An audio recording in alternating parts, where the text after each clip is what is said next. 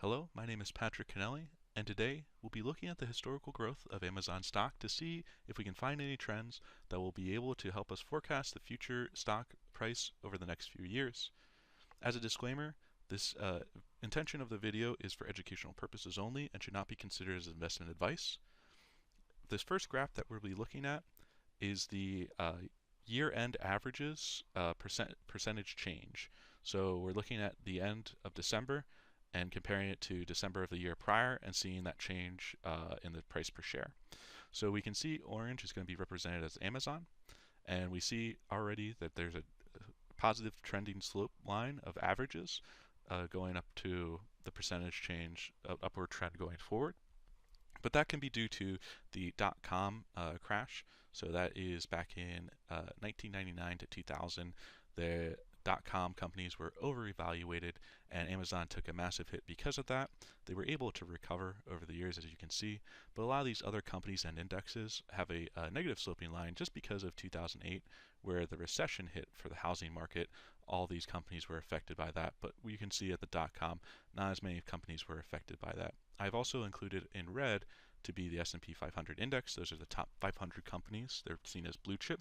In green is the Dow Jones. So we can see, yet again, they're either pretty constant, steady rocking at a zero slope, or a negative slope. Amazon's the only one positive, and yet again, that's because of that outlier.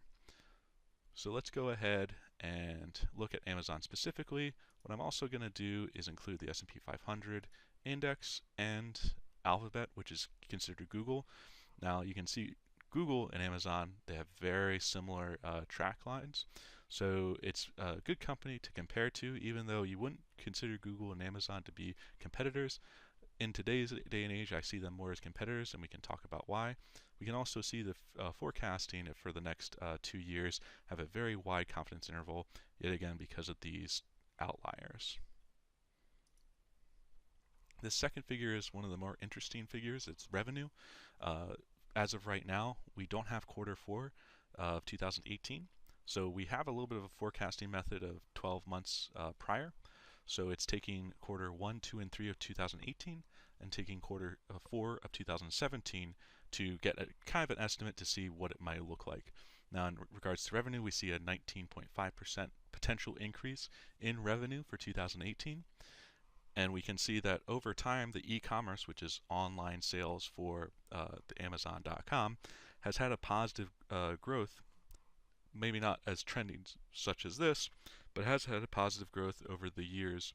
Yet again, the same record-keeping method for 2018. What's very interesting is the e-commerce sales percentage of the total revenue. So of the total revenue, what's the percentage that is made up of e-commerce? Now in 2013, it's almost 80%, 79.68%. But if we look potentially, it's as low as 53.65% of 2018. So why do we have this difference in just a couple of years?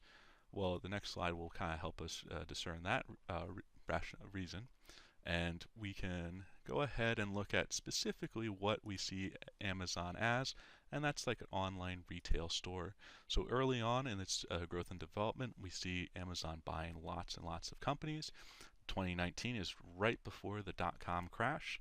Then we see a little bit of a break just because they got hit with that the price shares dropping so much, probably not as much liquid cash to buy these companies up, but then picked up back in 2002, 2004, 2005. A little bit of a difference, a little bit of a stop for 2006, 2007, and then we see that's continual, but it's less and less and less over the years. Now, what we can also look at now is technology-based companies. We see very early on, we have 4 different database companies, a data mining company, and 3 different technology companies. They're just general technology companies. We also have the next company is back in 2008, so that's about 9 years difference.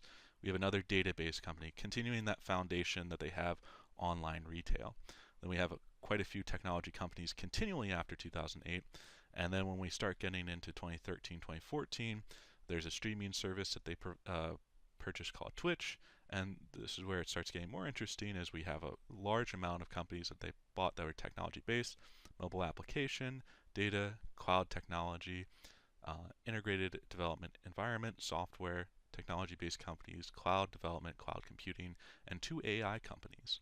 So we can see this massive increase in technology. So they're very much diversifying their products and services offered to the market. So let's go ahead, and this is just the average closing price over the years. And yet again, it's looking more towards the December timeframe. And we're seeing that there is yet again pretty solid, but then all of a sudden it starts growing. And that's probably why we see this confidence interval over time being so wide for Amazon.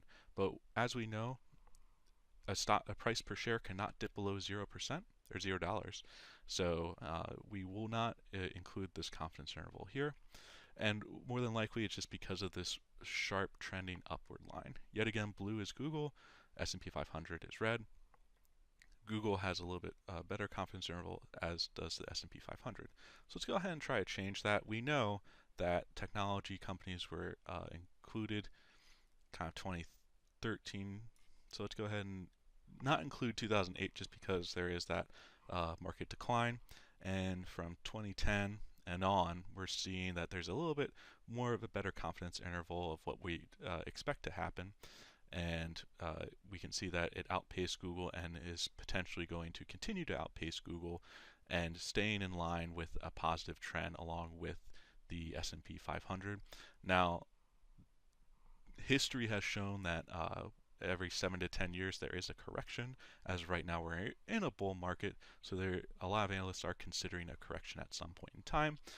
We don't know when that will be, but Amazon has proven that it's diversifying quite a bit in the technology area, which definitely backs the finding of revenues continually to growing, and the potential for growth in the price per share is also there as well. So I hope everyone has enjoyed this presentation. I have included the links in regards to where I gathered this data. I hope everyone has a good day. Thank you.